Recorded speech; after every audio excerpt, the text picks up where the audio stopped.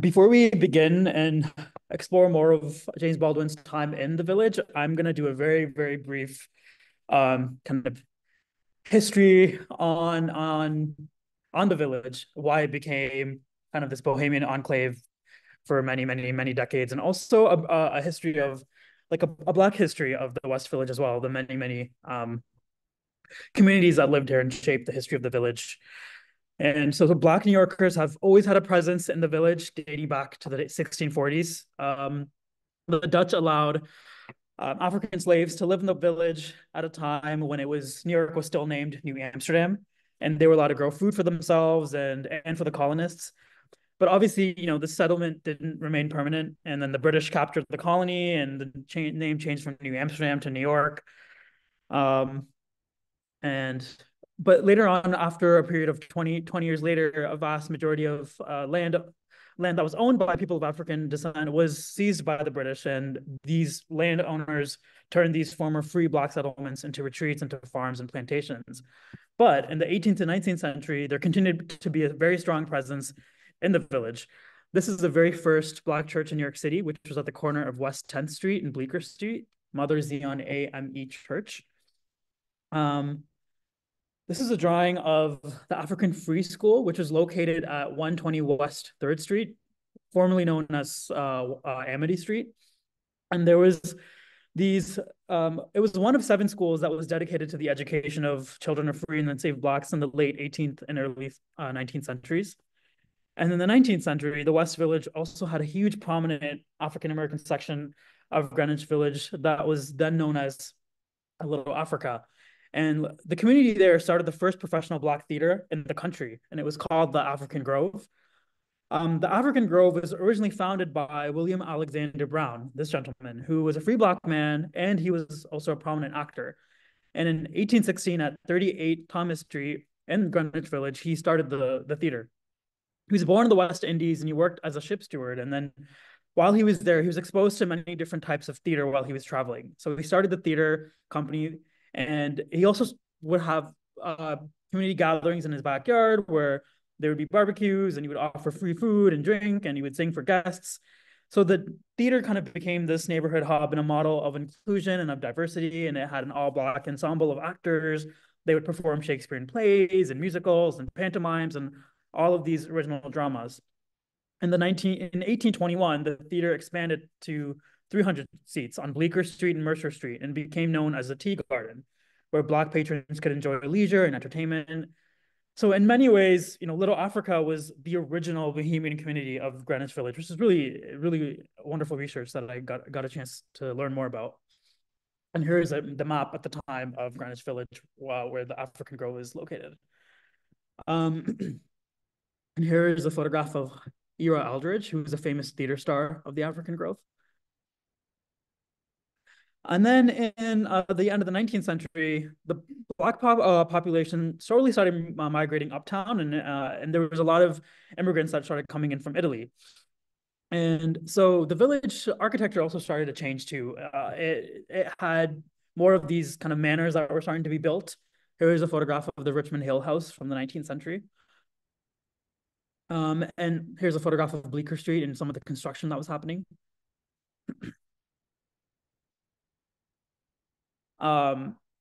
Here's the photograph of the waterfront near the Greenwich Village in the early 19th century. So Bohemians also started to appear. Many, many types of Bohemians started to appear at the end of the 19th century too. You had Walt Whitman, who was coming, and then after the Civil War, the community became known for having a large immigrant community, not just from Italy, but from Ireland and from Puerto Rico. And there was dock workers, and there were sex workers, and there was artists and writers and gay and lesbian and transgender people. So many, many different types of people were flocking to the village. Some of these people included this woman, Edna St. Vincent Millay, who had a small little, very skinny townhouse at 75.5 Bedford Street, which you guys can still go and see. There's now a plaque. And she was a playwright and a poet. She moved to the village at the end of the 1910s. She was openly queer, and she was an anti-war activist. She was a feminist activist. She helped started the Provincetown Playhouse on McDougal Street. in Cherry Lane Theater, which is still running today in the West Village, and it was a place to explore experimental drama. You have this lady named Baroness Elsa. She was a German-born avant-garde visual artist, and she was a poet, and she was also active in the West Village from 1913 to 1923. She was a pioneer of Dada. She used to make all these kinds of really crazy and experimental costumes that she would collect from trash that she would find from the streets. And so the costumes would be from spoons and from tin cans and from rings and from all this garbage. And she kind of would use her body to kind of create this living collage that erased the boundaries between life and art. So here's a photograph of her costumes, and here she is performing a play with a friend of hers. Um, this is a gentleman named Sadakichi Hartman. He was born to a Japanese mother and a German father. He was also another resident of the village from the 1910s and 1920s. He was an American art critic. He was a poet. He was an anarchist. And he wrote some of the earliest examples of haikus, English language haikus. He was also one of the first people to ever write about photography. And later he crowned himself as the king of the Bohemians of the West Village. Here's an example of a speakeasy from the 1920s. This is the Pirate's Den. And another photograph of an early photograph of Washington Square Park. This is a really cool photograph of a restaurant called Polly's Restaurant. There's very little that I could find about Polly's, but I did learn that she was from Chicago, and then she moved to New York City to become an artist and to immerse herself in the artist communities. She was also an anti-war activist, and she was engaged in politics, and she wanted to kind of be in a community where different types of ideas and different types of people could come together. So she started this restaurant. The building is now torn down, but I love this little poem that goes, "When life is very strenuous and spirits are way down, you'd better go to Polly's in little Greenwich town. For there the clans are gathered, it's there you'll find them all, the artists and the writers, wrangled along the wall. Miss Polly, she'll take the money. Mike says he just can't wait any faster on the folks in Polly's restaurant." So it's like a funny little poem where you can see people gathered, and an early example of a place where artists could gather and have a drink or coffee or a warm meal. This is a wonderful book that I read by John Straussbauer, which I learned a lot about the village, and some of these photographs were coming from the book. And the funny thing is, 100 years ago today, the village was also known as a place where, because of it had such a large Bohemian community, it eventually became a lure for tourists, and people started complaining that there was a rise in rents, and many said that it was the end of the village as a destination for artists and writers to live at cheaply. And this is from a quote from a 1922 article from the New York Times 102 years ago that says, "Studio rents have been multiplying chiefly. It is alleged by the competition of bourgeois people who know nothing of art, but like to wear flowering ties and live in the midst of temptations." So even over 100 years ago, people were complaining that the village was no longer a place where there could be affordable housing and a place for artists to live in. And it's really interesting to see the way in which time kind of moves, not so much in a linear way, but in a cycle and like a spiral. But obviously also at that time, there was a lot that was happening where the rents weren't rising eventually as much. So following 1922, there was the Roaring '20s, but then there was a Great Depression. There was a fallout from World War I, sorry. Then eventually World War II was happening. So there was a way in which the rent was still slowly started to kind of decline. So by the 1940s, artists started coming back to the village. And one of those prominent people that came was James Baldwin. And so I love this photo of him dancing.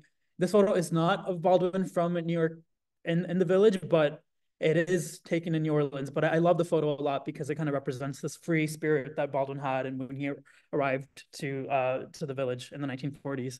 So now we're gonna slowly start talking. So that was like 400 years and like 10 minutes. So now we're gonna move on to Baldwin, who came to the village. Although he was born in New York City, but he came to the village in 1940. One of the very first places he lived in was Gay Street. And one of the things about Baldwin that made him such a unique resident of the village was he painted an incredibly important picture of the village that kind of helped dismantle this utopian bubble of what the village was. Like, we have this picture of the village based on the other slides of being this kind of bohemian paradise, but he was one of the first people that also was like, no, it also had its problems. It had, a lot of classism that was happening, a lot of racial division that was happening, and there was tension between Italian immigrants and Irish immigrants, and Puerto Rican immigrants and Black immigrants. And so through his writing, he was one of the very first people who also dismantled this myth that the village was homogenous and it was completely this kind of idealized artistic paradise. It wasn't, and it had a lot of problems even at that time. And so I think one of the things that made him so special was that he was able to strive for heterogeneity and tell people like, no, this wasn't a perfect place. And that's one of the reasons why I want to be here and I want to write about it and I want to live here, because I deserve to be here just as much as anybody else.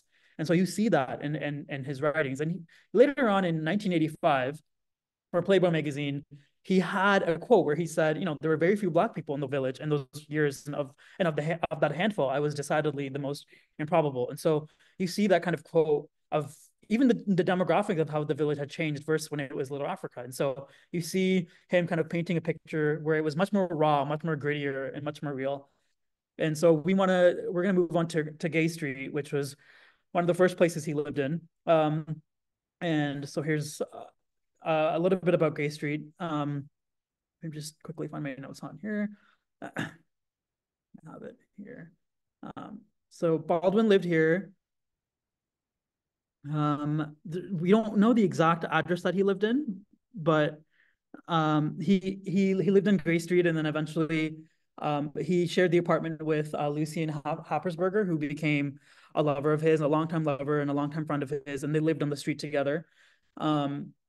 And eventually he moved on to 181 Green Street. And on Green Street, he spent a lot of time there with Beaufort Delaney, who was a visual artist.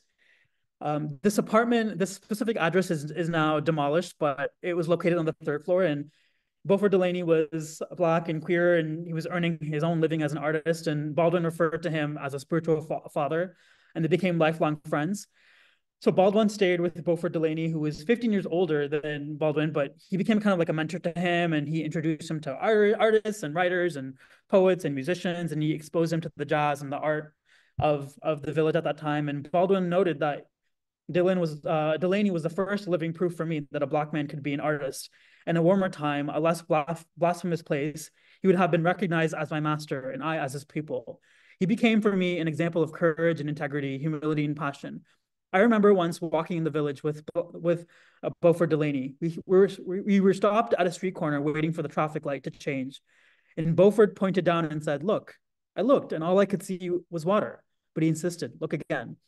And so I think Delaney was incredibly important for Baldwin because he helped him use his eyes as an artist to look at the everyday, mundane, ordinary life of the village and how the ordinary sometimes becomes a place where the most extraordinary things happen.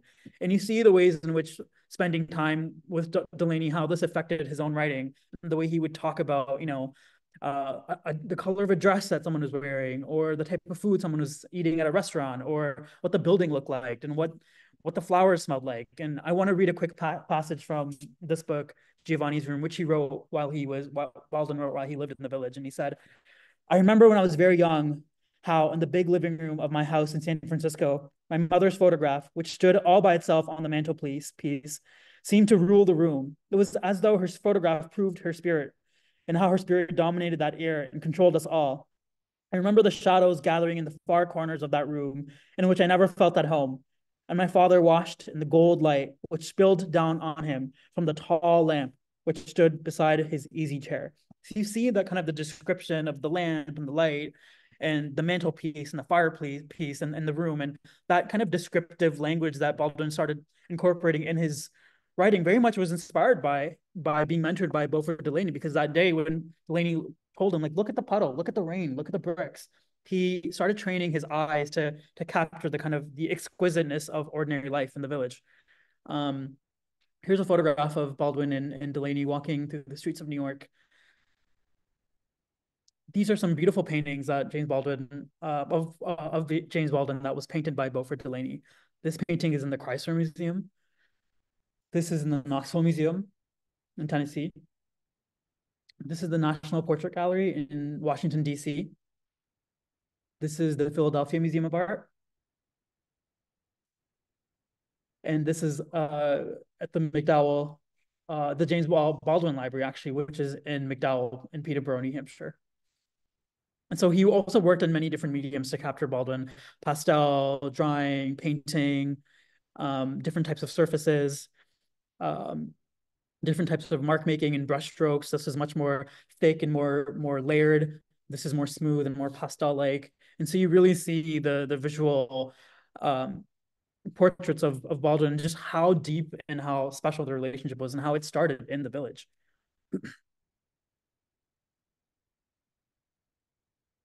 This is 81 Horatio Street. So James Baldwin lived in this apartment from 1958 to 1961, and he wrote his third novel, Another Country, this book right here. And he had a large, obviously a large thriving community around him. One of the people that he became friends with was Sam Lloyd, who was a Black school teacher and a journalist who also lived on Horatio Street. And they spent a lot of time at one another's apartments, and a lot of people visited Horatio Street. You had, like, Nina Simone and Nikki Giovanni and Max Roach and all of these people. But the social scene made it difficult sometimes for Baldwin to always work in New York at that time. So he would also, leave the village and come back. And eventually, he started attracting a lot of literary attention. So people would flock to Horatio Street to try to capture a kind of a glimpse of Baldwin wandering the neighborhood. And, another really special thing about writing Another Country is that this is, probably the best known description of the village at that time. And he really captures the kind of the darkness of Bohemian life, again, capturing that it wasn't a place that was always celebrated as this paradise, but it had a lot of flaws. They had a lot of problems. People were dealing with a lot when they were living here. And it's a really powerful book. It's a sad book, but it's also a very beautifully written, realistic portrayal of what the village was like. Um, some of the characters in this book are Rivaldo and Rufius and Cass, and all of these characters that kind of play and inhabit the book.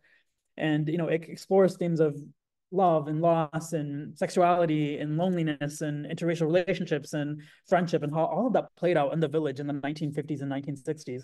The book came out in 1962, and one could argue that it looks at an early kind of 1960s portrayal of the village, but it also very much looks at the 1950s as well, because he started writing it in the 50s and he was living in the village at that time. I want to read just a really quick paragraph of the village that is in this book. So this is the character Rivaldo. He passed the great livid scar of 42nd Street, knowing that he could not endure sitting through a movie tonight, and on down lonely 6th Avenue until he came to the village. Again, he thought of calling Eric, and he dismissed it. He walked eastward to the park. There were no singers there tonight, only shadows and the shadows of the trees, and a policeman coming into the park as he walked out of it. He walked along McDougal Street.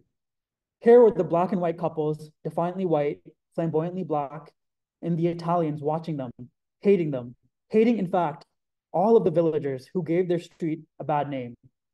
The Italians, after all, merely wished to be accepted as decent Americans, and probably could not be blamed for feeling that they might have had an easier time of it if they had not been afflicted with so many Jews and junkies and drunkards and queers and spades.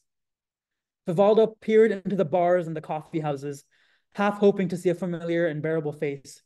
But there was only the rat-faced boys with beards and the infantile, shapeless girls with the long hair. He passed the movie theater and the tough boys and the tough men who always stood outside it. It was 10 o'clock. He turned west on Waverly Place and walked to a crowded bar where he could get a hamburger.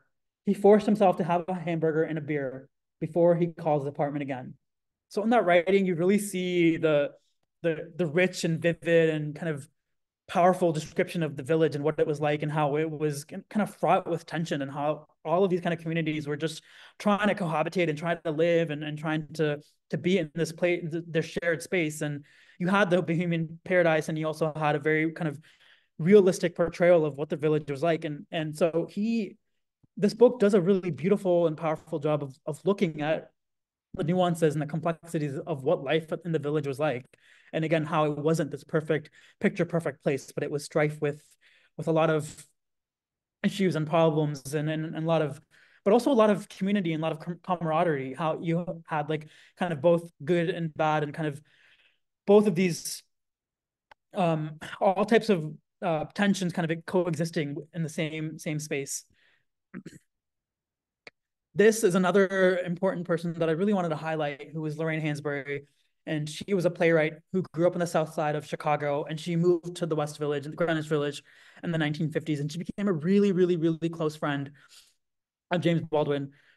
And she wrote one of the most famous poems of the 20th century, A Raisin in the Sun.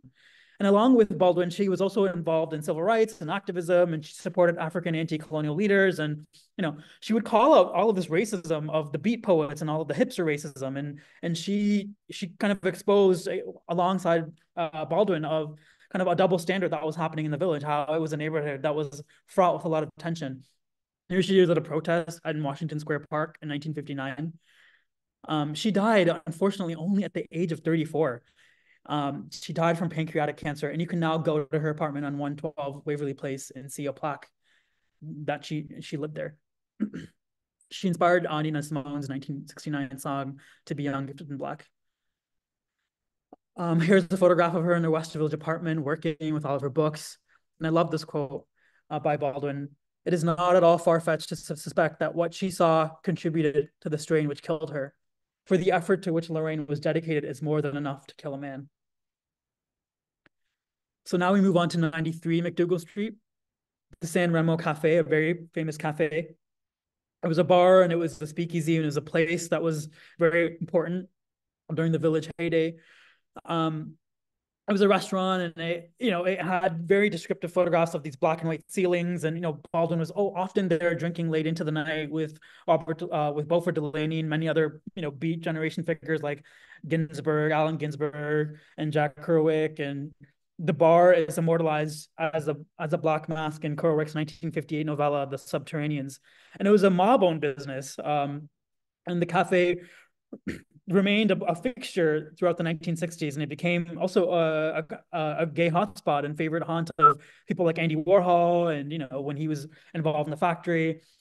And it opened in 1925. It closed in 1967. And yeah, many people visited here. Frank O'Hara, Jackson Pollock, Gore Vidal, Dylan Thomas, Bob Dylan. The list goes on. So in this photo, you can just see right at the bottom San Remo, and then the cafe on the side.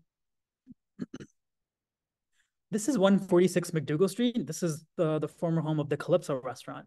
So the Calypso restaurant opened in 1943 as a Caribbean establishment run by the Trinidadian restaurateur Connie Williams. She was a mentor to James Baldwin, and she was also a really good friend of Beaufort Delaney. So Beaufort Delaney helped James Baldwin get a job at this restaurant. So Baldwin briefly worked at the Calypso as a server and as a waiter.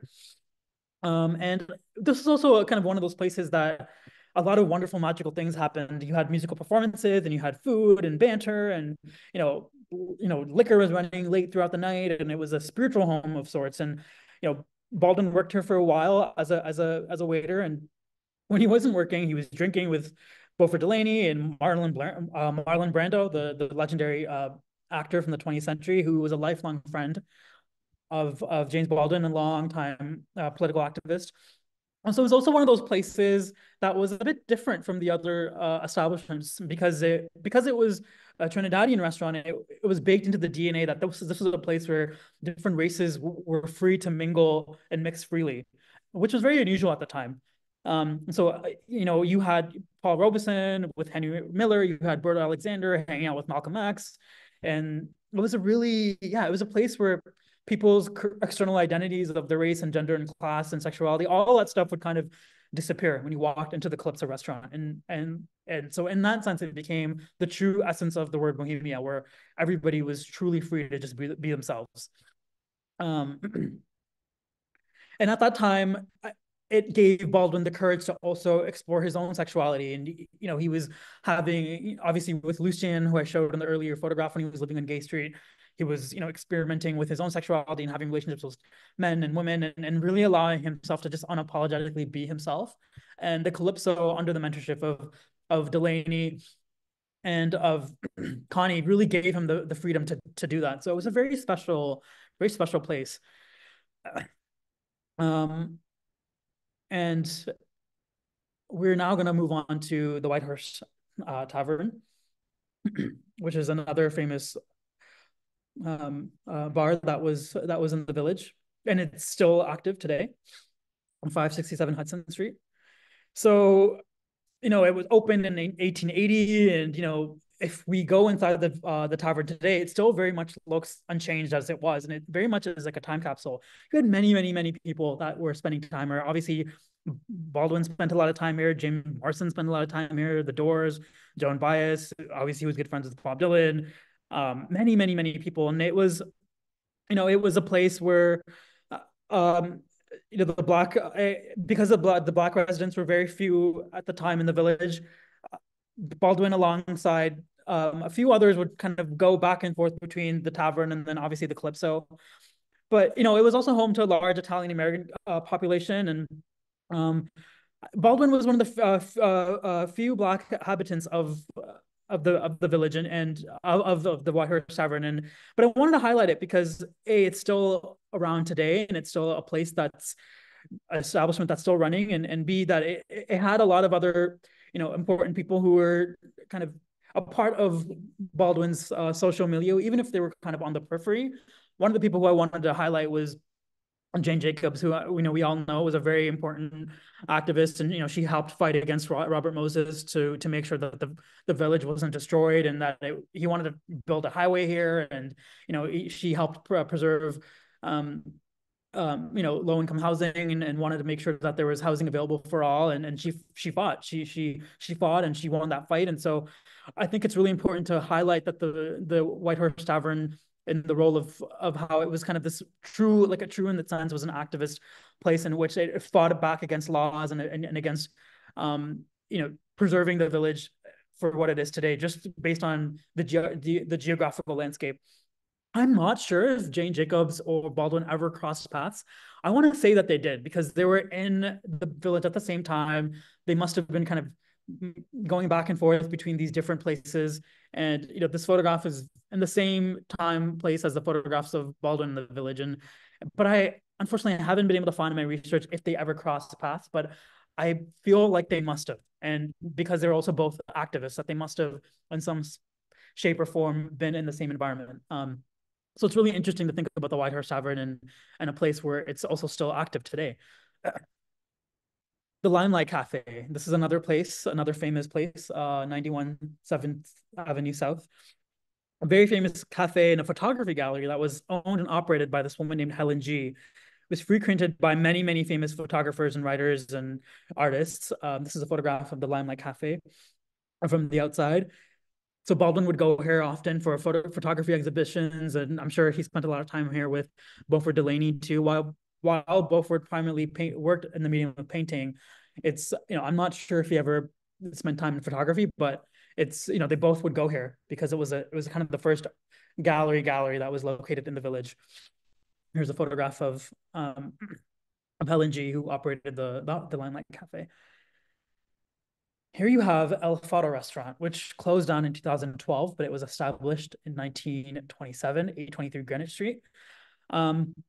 It was open for over 85 years, and it was, it was an area that was known as Little Spain, and was also frequented by Irish immigrants who worked near the meatpacking houses.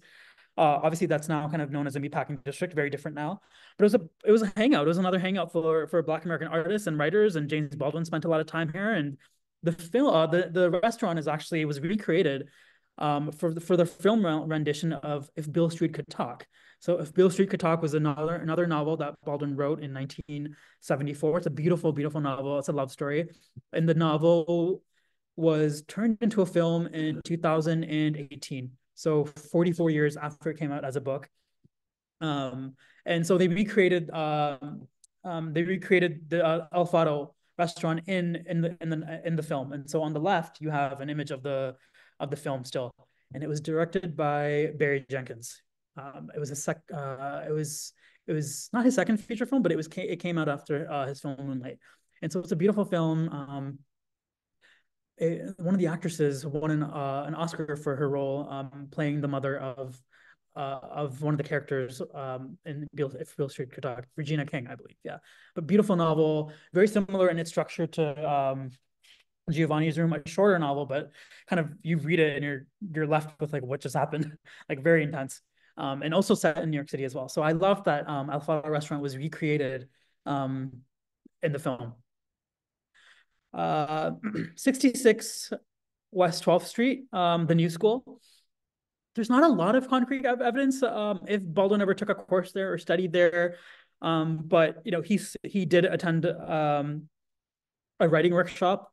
There's some rumors that he did an acting class even there. Obviously, he was good friends with Marlon Brando.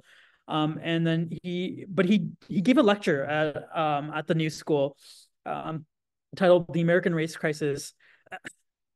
Um, and he was invited to speak. Malcolm X was invited to speak. Martin Luther King Jr. opened the lecture series. Um, and so it was following President Kennedy's assassination at the time. And so, yeah, there's a photograph of him at the school, and yeah, he had a keynote address at the conference another year following the following year titled "The Negro Writer's Vision of America," which kind of looks at perhaps one of his only confirmed engagements with the institution. But it's important to talk about it because it highlights, you know, Baldwin's long enduring influence on discussing race and social justice in academic and social and intellectual environments. And so, you know, James Baldwin would do these writing retreats, and he would go to New Hampshire, where there's a very famous artist colony there called McDowell. He's in this photo all the way. He's all the way on the left, on the third row. So there's a man who's standing like this, and then Baldwin is standing right beside him. And he was very young in this picture. He was born in 1950. Photos taken in 1955. So he would have been 31. And I mentioned this photograph because McDowell became a bit of a retreat for James Baldwin. It's about 4 or 5 hour drive from Manhattan. So he would go there between, you know, living in the Greenwich Village and escaping to McDowell. And he wrote parts of Giovanni's Room at McDowell. And it's important to talk about how, you know, leaving the village for Baldwin became a place of respite because it would give him some distance, some social distance to be away from the city, and also as a way for him to continue thinking and writing about his work. And so New York City and the village in particular was a place that he could escape to and have a bit of space to think about his writing. And so he was awarded a series of fellowships at McDowell. And this 1955 was one of the years. He went there again in 1957 and 1960. So it's interesting that he also went there again in 1960 because in 1958 he moved to Horatio Street and he was there until 1961. So that you can tell that in 1960 he took that time to leave the city where he was writing this book, Another Country, and then he must have, who knows what he must have observed and thought about there, but then he came back and he was in that apartment until 1961. So the years allow us to kind of understand that McDowell was kind of this geographical sanctuary for him, which is really wonderful to think about. Okay, so now we're gonna do a bit of more time traveling, and we're gonna move to France. So Baldwin spent a lot of time near the last leg of his life in St. Paul de Vence, which is in the southeast of France, south of France, near the French Riviera. And he was there until he actually passed away there in 1987. And St. Paul de Vence is a small little place in the middle of Nice and Cannes and close to Antibes. He had a little house there, and many people started visiting him. You know, Toni Morrison and Nina Simone and Josephine Baker and Ray Charles and Miles Davis. Miles Davis mentions in this quote talking about visiting Baldwin in the south of France. He said, "I'd read his books and I liked and respected what he had to say. As I got to know Jimmy, we opened up to each other and became real great friends. Every time I went to southern France to play on Antibes, I would always spend a day or two out at Jimmy's house in St. Paul de Vence. We just sit there in the great, big, beautiful house of his, telling all kinds of stories, laughing our asses off. He was a great man." He died on December 1st, 1987 in St. Paul de Vence. And this is the house that he lived in St. Paul de Vence. He died there, but his body was transferred back to New York, where his funeral was in New York, at the Cathedral Church of St. John the Divine in New York City. And he's now buried in Ferncliff Cemetery in Hartsdale, New York. There's a really beautiful book which I haven't read yet, but it's called Me and My House: James Baldwin's Last Decade in France, written by Magdalena J. Zaborowska. So the top of the photograph, you can see him waving. So I'm not sure who the photographer, maybe a friend of his. And then the bottom part of the book design is his writing studio in in St. Paul de Vence. This is a photograph of the pamphlet of his life, of his funeral, the Cathedral Church at St. John the Divine, December 8th, 1987. So it means that it was exactly a week from when he died that his body was moved from St. Paul de Vence to New York City. So it was exactly 1 week later. Many literary luminaries attended the funeral. Here you have Maya Angelou and Toni Morrison sitting together. Here's a 1 minute video of Amiri Baraka speaking at his funeral. He lived his life as witness. He wrote until the end. We hear of the writer's blocks of celebrated Americans, how great they are, so great indeed that their writing fingers have been turned to checks. But Jimmy wrote, he produced, he spoke, he sang. No matter the odds, he remained man and spirit and voice, ever expanding and ever more conscious. Let us hold him in our hearts and minds. Let us make him a part of our invincible black souls, the intelligence of our transcendence. Let our black hearts grow big, world-absorbing eyes like his, never closed. Let us one day be able to celebrate him like he must be celebrated if we are ever truly to be self-determining.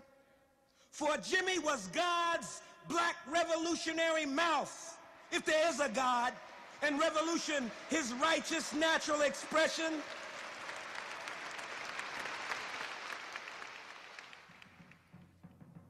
Really powerful that exists. There's a video of that, and I wanted to play it in today's lecture. This is a photograph of Baldwin's house, or what happened to it. Unfortunately, when Baldwin died, he was going through financial instability and he wasn't able to buy the house, and so the house was eventually torn down. There was a lot of protests around it today, but it's sad to see that a part of the house was torn down, and that kind of legacy was lost. And the property was sold to this kind of real estate investment company that owns a bunch of luxury hotels, and they knocked down a lot of the house and transformed it into a luxury hotel. So this types of, which is sad, yeah. This type of transformation of space and heritage and architectural landscape and home, all of this is really important to think about with in relationship to the West Village today. And it's there's a really wonderful little essay I wrote called "What Happened to the West Village," written by Susanna Jacob, and she talks a lot about interviewing people who live in the village, who were in the 80s and 90s. And one woman says she grew up in the village, and then she later moved to New Jersey because she couldn't afford living there anymore, but she still wanted to stay engaged to the community, so she took a job as a teacher at the same school that she used to go to in the village. And she said, in the 60s, there was all of these people living here. You had, Italian women who would sit on Christopher Street, put their elbows on pillows on the windowsills and yell back and forth to each other. And, the neighborhood has changed so much. And now you have people who play soccer at Chelsea Piers and who take Chinese lessons and who live in these huge townhouses with huge dogs, but they don't play in the street, they play in the house. And there's a lot of talk of flying on private jets and country houses in the Hamptons, and they don't interact with the city at all. They have a very suburban existence. Another example is of this man named Basil, who is a Jamaican man who came to the village at the end of the 1960s, and he was still living and working in the village when this article was written in 2019. And he was a plumber, and he was also an actor, and became really good friends with all of these people on Bank Street who he lived with. And he said that one day in around 2018 was when the neighborhood started to change. He was at a building of a longtime customer, and he was fixing the pipes, and he felt something brush his ear, and he swatted at it. He thought it was a shirt or a bug, and he kept working. But then the something kept swatting his ear again, and he turned around. It was the barrel of a gun. A neighbor had called Basil, who's was black, and he entered the apartment and he called the police. And that is just a kind of a quick example of just the way this neighborhood has changed so much. And he said, when I came here, any one of these houses you could buy for $50,000. Back in the day, you could just sit on the stoop. Um, but he said one by one, all of these occupants started leaving Bank Street, and eventually one day he said he woke up and I didn't know anybody anymore. And people used to be way more friendlier. Now you walk down the street and you don't know anybody's name, who is who. You never know whose people's names are. And I just want to mention this because I think it's really important to talk about the village today and the kind of the landscape in which the village is like today. But the beauty of talks like this, the beauty of learning about this type of history is that it makes you realize that, you know, the village wasn't always like this. It doesn't always have to be like this. And one example is, you know, the plaques. You know, you on 81 Horatio Street, you now have a beautiful plaque, not unlike the Lorraine Hansberry plaque. You know, the great American writer James Baldwin lived in an apartment here from 58 to 61. The power and eloquence of Baldwin's works impacted ideas about race and class and sexuality and morality and played an important role in the civil rights movement. The Village is reflected in the best-selling novel Another Country, which he worked while he resided here. Um, you know, another example in which artists and writers are in this today's climate are trying to respond to Baldwin and to respond to the village of what it used to be like is, you know, through art. And so around about a 25-minute walk from this library, there's a David Zwirner Gallery, which is an art gallery in Chelsea. And at that gallery in January of 2019, they had a beautiful exhibition called God Made My Face, which is invited artists who were inspired by Baldwin. And they made portraits of they responded to the idea of Baldwin as this kind of this artistic and almost just like this myth and the power that he has. And you know, this is a watercolor painting of a South African artist who now lives in the Netherlands, Amsterdam. Her name is Marlene Dumas. This is Larry Woldhandler, who made a bronze bust of Baldwin. This is from 1975. This is an artist, Glenn Ligon, who grew up in New York City in the Bronx, and he made these beautiful large-scale paintings where he transcribed every single word from a very beautiful essay called Stranger in the Village, written by James Baldwin. And it talks about this idea of even if you're in a village, you can still feel like an outsider, you can still feel like a stranger. And he transcribed every word from that essay and then made these large-scale paintings. And this was from an exhibition in 2024, just this year in Hong Kong. Yeah, yeah, yeah. This is, yeah, he did it with oil stick. So he would stencil the text onto the canvas with oil stick, and then he created a relief of all of these sentences. And then the oil stick would move across this canvas, and it would create these residues and these smudges, and you know, it would obscure some of the to that text, and it speaks really beautiful this idea of how history sometimes goes in and out of focus. This is pardon.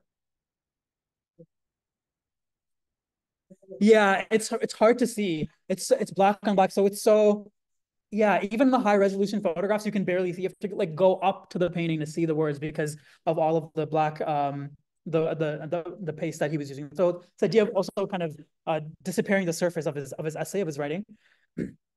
No worries at all. Yeah, yeah, I can barely see it too. Yeah, if you look very closely at the image, you can see it.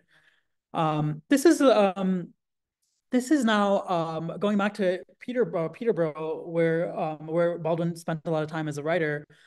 This is now home to the James Baldwin Library, which is really beautiful. And I want to read a really moving passage by this woman named Florence Ladd, who was really good friends with James Baldwin. And she saw him a couple months ago before he passed away. She said, "The last time I saw Jimmy was on August 2nd in 1987. His health was declining and his reputation had declined. It was a small gathering that included his neighbors in St. Paul de Vence and a few friends. He had invited some celebrities who didn't come. He was disappointed, in a way felt that his reputation and his celebrity had declined. He felt nobody knew his name at that time. Well, I wish he could know what's happening now. In recent times, the scholarly and political interest in the work of James Baldwin are at an all-time high. There is James Baldwin Review at Hampshire College. There's a program for James Baldwin scholars. There are films and exhibitions by James Baldwin. There are international conferences biannually dedicated to his works and his legacy." So Florence read that on November 4th, 2018.